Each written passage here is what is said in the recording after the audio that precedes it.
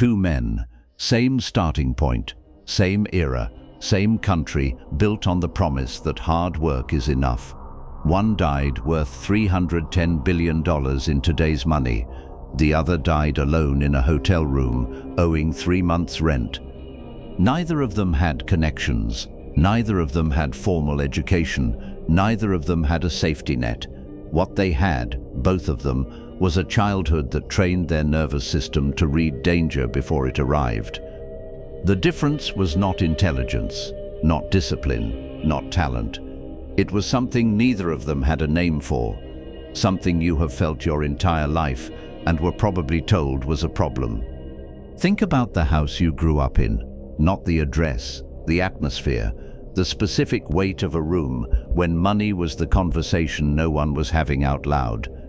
The way adults changed their voices, the way silence meant something different depending on who was in it, the way you could feel a situation shifting before anyone said a word. You learned to read that, not in school, in survival. That is not anxiety, that is not a disorder. That is a radar, calibrated by repeated exposure to environments where missing a signal had real consequences. Psychology finally has a name for it: traumatic intelligence. In 1818, Arthur Schopenhauer published The World as Will and Representation. He was 30. He had spent his childhood watching his father's slow collapse. He understood suffering from the inside, not the outside. That is why what he wrote next was different from everything before it.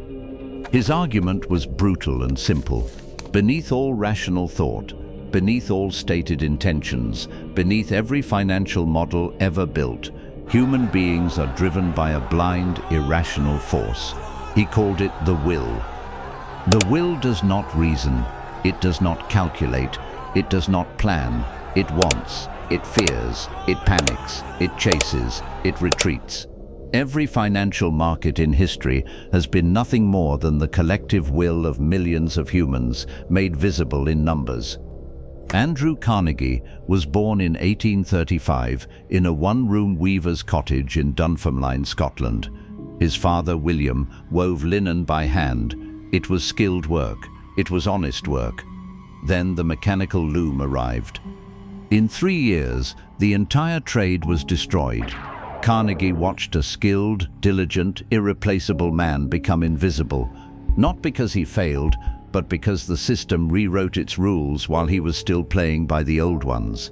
Carnegie was 8 years old. He never forgot. At 13, the family emigrated to Pennsylvania with nothing. Carnegie's first job, bobbin boy in a cotton factory, 12 hours a day, $1.20 a week.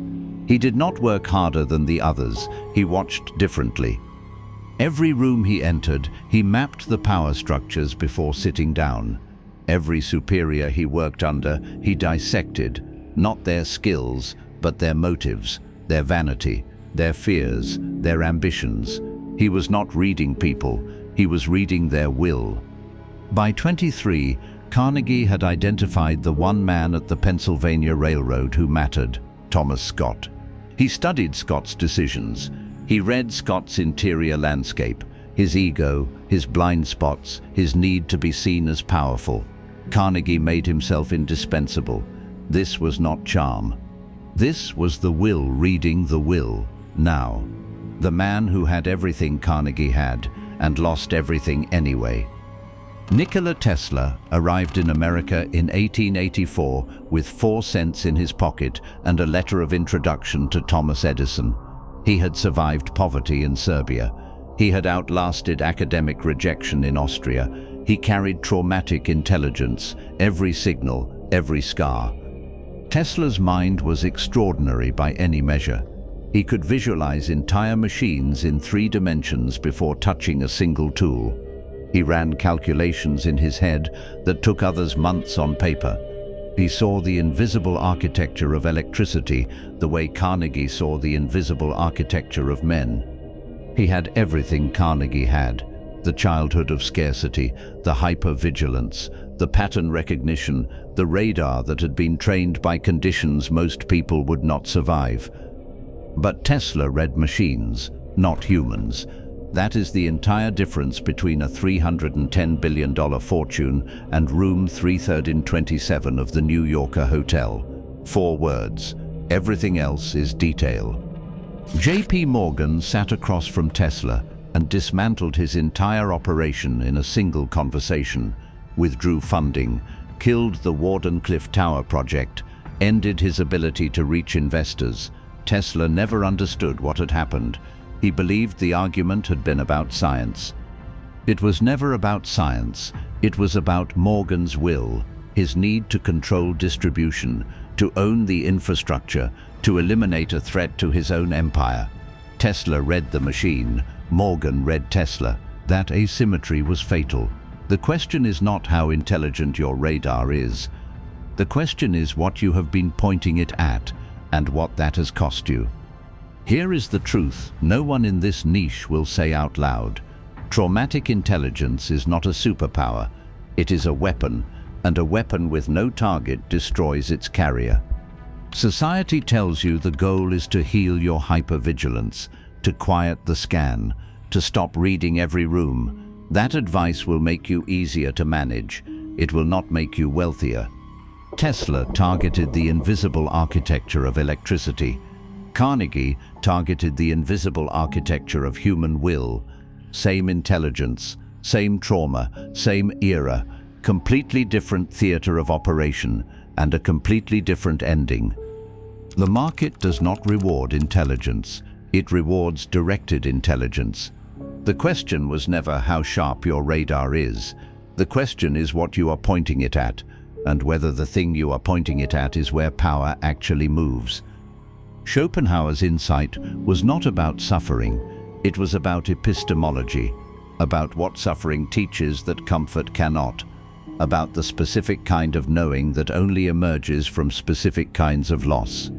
The person who watched a financial system collapse from the inside, as Carnegie's father did, understands the invisible mechanics of wealth better than any theorist who observed from a distance, not because they studied more, because they survived more. Traumatic intelligence is not intelligence despite trauma. It is intelligence because of it. The wiring that makes financial environments legible to you was installed by the exact conditions you were told to recover from. The will to survive, redirected, becomes the will to build. This is the connection Schopenhauer saw first, and the one that neither Carnegie nor Tesla ever consciously understood, though one of them lived it perfectly. You do not need to be healed. You need to understand what you were built for, and stop apologizing for the mechanism that built you. Every financial decision you ever made with precision, every trap you detected before others, every room you read before anyone else could name what was wrong in it, that was not anxiety. That was your weapon. Operational, exact, yours. The difference between Carnegie and Tesla is not in what they were given, it is in what they aimed at. You now know the difference. What you do with that is the only question that remains. Blind spot exists for one reason, to show you the architecture you are living inside, so you can decide whether to stay there.